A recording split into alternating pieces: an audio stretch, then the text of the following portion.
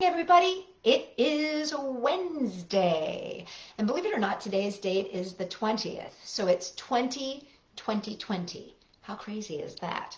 I was saying I wish it was Friday, because then it could be Freaky Friday, because I find 2020 kind of freaky, don't you? So anyway, today is all about family and memories, and all the kind of things that go with being a family.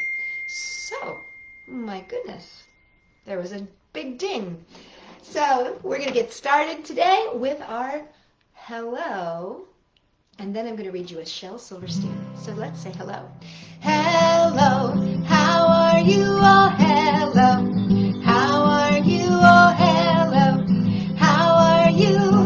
I'm just fine today. I'm glad to see you here today. I'm glad to see you here today. I'm glad to see you here today. I'm so glad to see you. Okay, so what do you say? You know, we haven't stretched in a long time. Let's wake up our bodies this morning and go, stretch really tall. Stretch, stretch, stretch as tall as you can, and stretch, stretch, stretch as tall as you can, and stretch, stretch, stretch as tall as you can. I'm so glad to see you. Well, and now, if you're reaching really tall, reach down and touch your toes. Reach on down and touch your toes, and reach on down and touch your nose, and reach on down and touch your toes. I'm so glad to see you. Did you get that in the middle there? You went to the toes and then to the nose.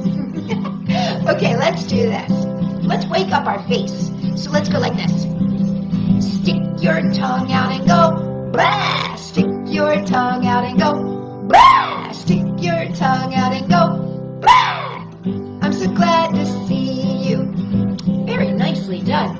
Okay, so let's make some funny faces. Since it's all about family, why don't you think of some of the people in your family, or some people that you know, or some, if your stuffed animals are your family, then maybe some of the funny stuffed animals that you know, and make a funny face just like them. So here we go. Make a funny face, as funny as you can. Make a funny face, as funny as you can. Make a funny face, as funny as you can. I'm so glad to see you. Okay, that's a challenge to my family to see if they can figure out who I was just impersonating. Okay, let's wave hello. Here we go. Hello, how are you all? Hello, how are you all? Hello, how are you? I'm just fine today. Hello, everybody. So my name is Sophie, and this is Storytime, and I'm so excited to be here with you today. So thank you so much for inviting me into your home, or I should say into your device, wherever that might be. You might be in your car, you might be on the street, who knows? Might be at a coffee shop, hopefully. Let's see, things are opening up soon. Anyway, I am going to start with a Shel Silverstein poem, and this comes from Where the Sidewalk Ends. Shel is one of my favorites. And this is called Melinda Mae. Have you heard of tiny Melinda Mae, who ate a monstrous whale? She thought she could. She said she would. So she started in right at the tail. I want to show you the picture right now before I read the rest of it. Isn't that interesting? And everyone said, "You're much too small." But that didn't bother Melinda at all. She took little bites, and she chewed very slow, just like a good girl should. And in 89 years she ate that whale, because she said she would. And that is the story of Melinda Mae. Do you know somebody who's very determined, meaning that they are going to make sure that they do what they say they would? I do. In fact, I think I happen to be one of those people. I'm very determined. Well, I have a really great story for you. I was cleaning out my warehouse the other day, and I found this book that I didn't take off the shelves when I first came to my house for COVID lockdown, and it is called Wilfred Gordon McDonald Partridge. And I have to tell you, the illustrations by Julia Vivas are to die for. These are watercolor paintings, and I just love, look at that dress that she's wearing. Isn't that fantastic? Oh, I just love it, love it, love it, love it, love it. So this is written by Mem Fox with illustrations by Julia Vivas, and it's called Wilfred Gordon McDonald Partridge. And there she is. I wanted to show you that name. That's an interesting name, isn't it? There's a picture of somebody sitting in a fabulous chair. Oh my goodness. And here's a bunch of fabulous chairs with a bunch of fabulous people. Wilfred Gordon McDonald Partridge, written by Mem Fox with illustrations by Julia Vivas. There was once a small boy called Wilfred Gordon McDonald Partridge. And what's more, he wasn't very old either. His house was next door to an old people's home, and he knew all the people who lived there.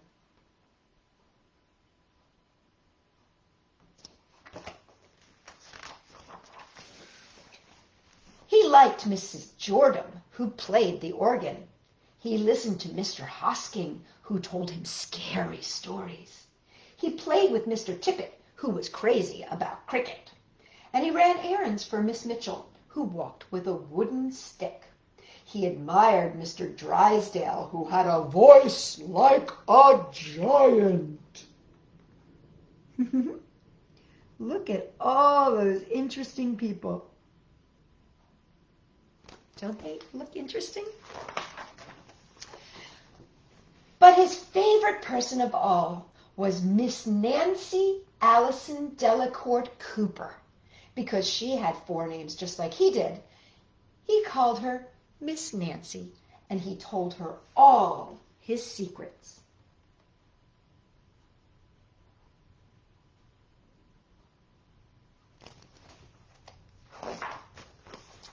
One day, Wilfred Gordon heard his mother and father talking about Miss Nancy.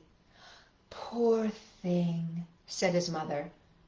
"Why is she a poor old thing?" asked Wilfred Gordon. "Oh, because she's lost her memory," said his father. "Oh, it isn't surprising," said his mother. "After all, she is 96. "What's a memory?" asked Wilfred Gordon. He was always asking questions.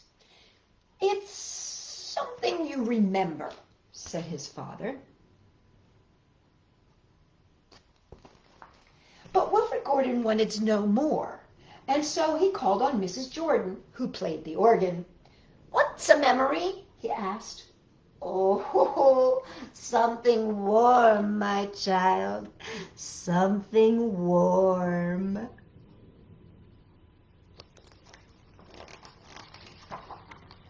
And then he called on Mr. Hoskins, who always liked to tell him scary stories.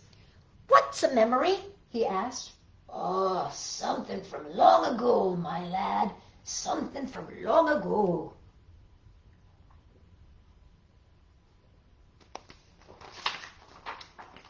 And he called on Mr. Tippet, who was crazy about cricket. "What's a memory?" he asked. "Something that makes you cry, my boy, something that makes you cry." And he called on Miss Mitchell, who walked with a wooden stick. "What's a memory?" he asked. "Something that makes you laugh, my darling, something that makes you laugh."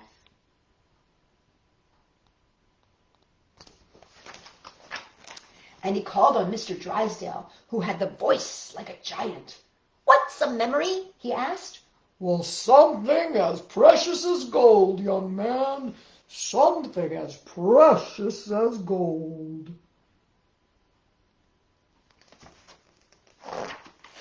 So, Wilfred Gordon went home again to look for memories for Miss Nancy, because she had lost her own.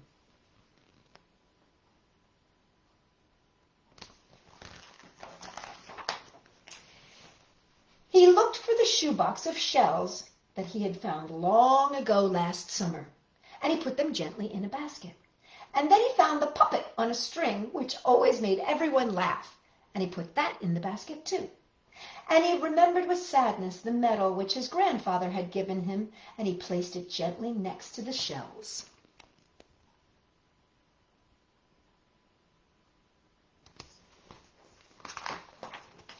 Next, he found his football, which was as precious as gold. And last of all, on his way to Miss Nancy's, he went to the hen house and took a fresh, warm egg from under the hen.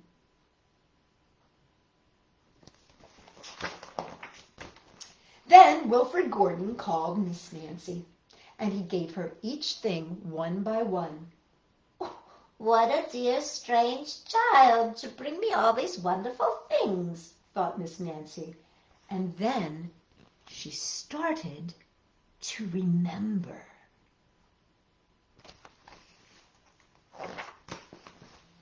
She held the warm egg and told Wilfred Gordon about the tiny speckled blue eggs that she had once found in a bird's nest in her aunt's garden.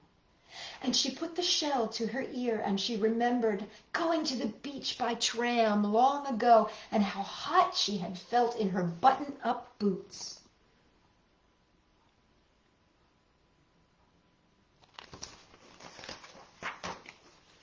She touched the medal and talked sadly about her big brother that she had loved, who had gone to war and never returned.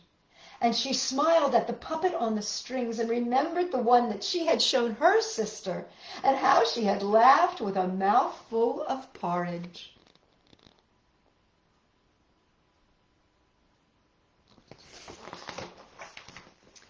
And she bounced the football to Wilfred Gordon and remembered the day that she had met him and all the secrets they had told.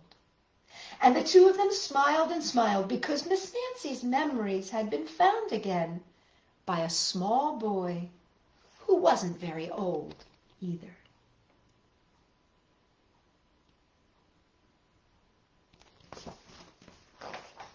And that is the story of Wilfred Gordon McDonald Partridge. And I love this little picture of him sitting on his skateboard. Isn't that cute? I just adore this book. And I'm so glad I found it, like a lost memory. I found it the other day while I was cleaning out my warehouse. And I have to say, I'm so glad I did. Well, here is a silly song to go along with a great story. This is called Jambalaya. A goodbye, Joe, we gotta go, me oh my oh. We gotta go, pull the perro, go down the bayou. My Yvonne, sweetest one, fiddly-day-o. Son of a gun, we'll have big fun on the bayou. Jambalaya, crawfish pie, fiddly-gumbo. 'Cause tonight I'm gonna see Mama Shepard mio. Pick guitar, fill fruit jar, and Miguel. Son of a gun, we'll have big fun on the bayou. Pibado, Fontano, places buzzing. Kinfolk come to see Yvonne by the dozen. Dressed in style, go hog wild, me oh my oh. Son of a gun, we have big fun on the bayou. Jambalaya, crawfish pie, piddly gumbo. 'Cause tonight I go to see Mama Shepard mio. Pick guitar, fill fruit jar, and Miguel. Son of a gun, we have big fun on the bayou. Settle down far from town, me oh my oh. And I'll be catching all the fish in the bayou. Swap my mom to buy a Yvonne what she want oh. Son of a gun, we have big fun on the bayou. A jambalaya, crawfish pie, fiddly gumbo. 'Cause tonight I'm gonna see Mama Shepard mio.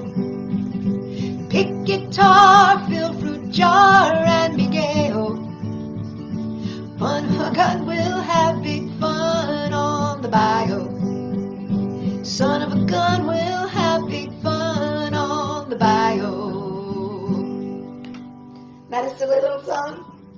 It's a fun song, though. The memory there for me is I remember singing that as a kid. I remember listening to it on a record album, and I think it was by the Carpenters, and I loved it. Or it might have been Hank Williams. But anyway, I loved it. Well, the next story is called Great Grandpa is Weird. Have you ever had somebody in your family that you thought was a little strange? Well, that's what this story is. It's called Great Grandpa is Weird. And this was written by Stephanie Bilovsky with illustrations by Tracy Bishop. Great Grandpa is Weird. I know personally, some of my nephews and nieces used to call me Crazy Aunt Sophie. So maybe they thought I was a little weird too. Uh-oh, I know where we're going. Mama, no.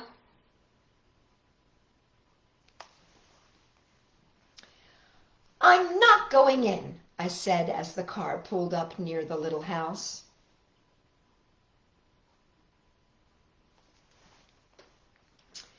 But baby, said Mama, Poppy is my grandpa. That makes him your great grandpa. That's very special.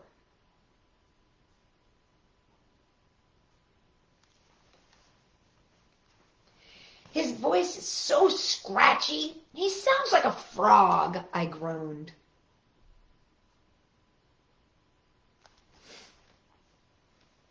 Oh, there he is, imagining Grandpa as a frog. Oh, one too many I love yous talked his voice right out, said Mama.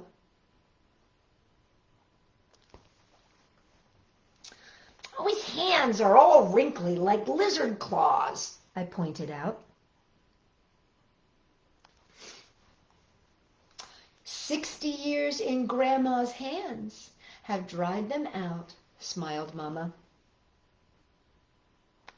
I like this picture, look. Aw, there's Grandpa and Grandma holding hands. He can't hear anything. It's like talking to a fish, I complained.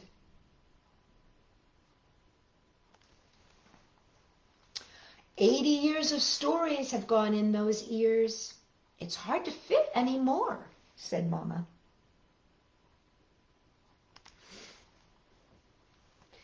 His mouth and face are so dry it scratches like a porcupine, I whined. Hundreds of boo-boos have dried up the softness of his skin, said Mama.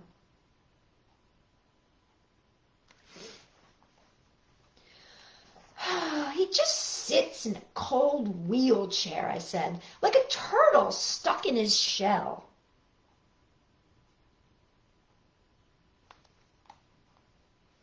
There's that turtle's head.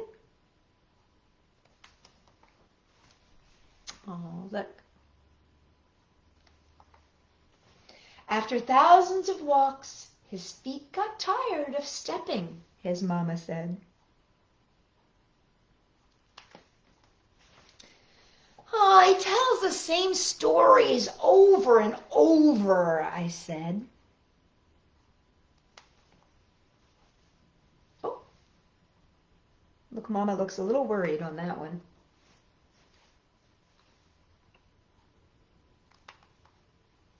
That's because he tells them once for you and again for all the angels listening, she said.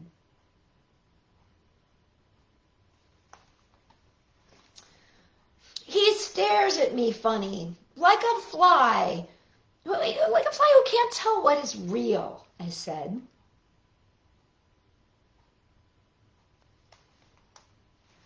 Millions of memories dance in those eyes. Sometimes it's hard to know what is now and what's a memory, Mama said with tears in her eyes.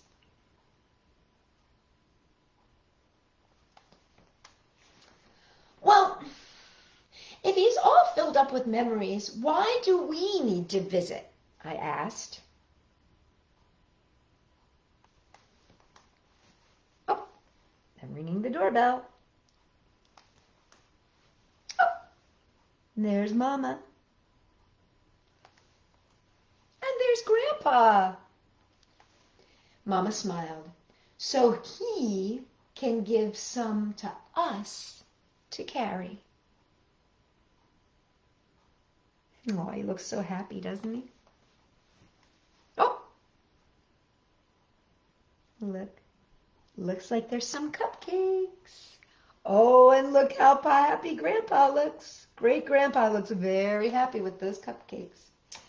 New memories are made every day. And that's the story of Great-Grandpa is Weird. And again, that was by let's see. Well, sorry, type is too small for me to tell you the names, but it's written in the comments, so you'll be able to look the book up if you like that book. Well, now we're going to sing another little song. I remember this song, again, this is a memory song from when I was a little girl. It goes like this.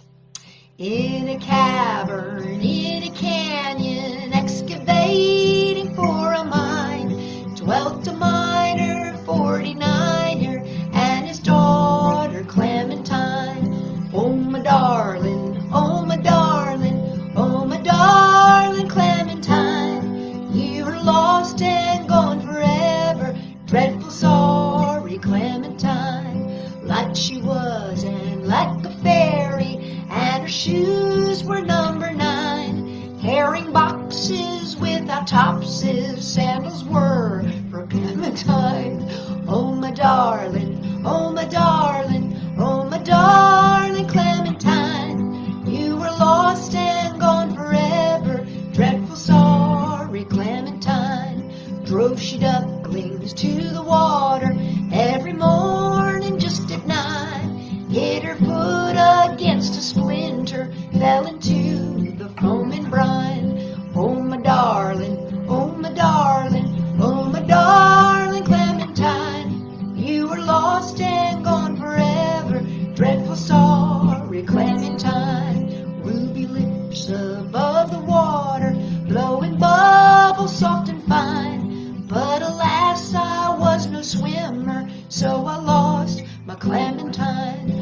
Oh, my darling, oh, my darling, oh, my darling Clementine, you were lost and gone forever, dreadful sorry Clementine. Oh, little Clementine with big feet. Clementine had big feet.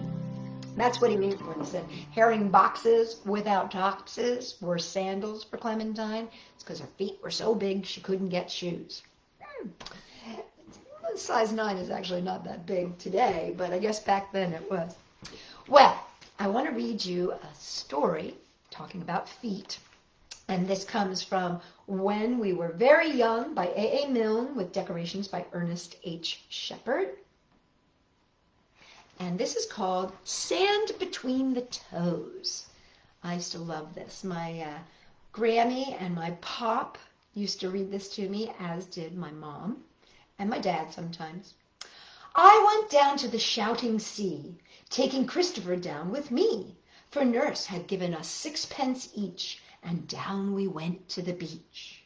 We had sand in the eyes and the ears and the nose, and sand in the hair and sand between the toes.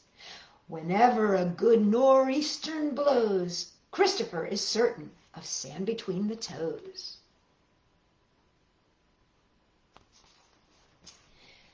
The sea was galloping gray and white. Christopher clutched his 6 pence tight.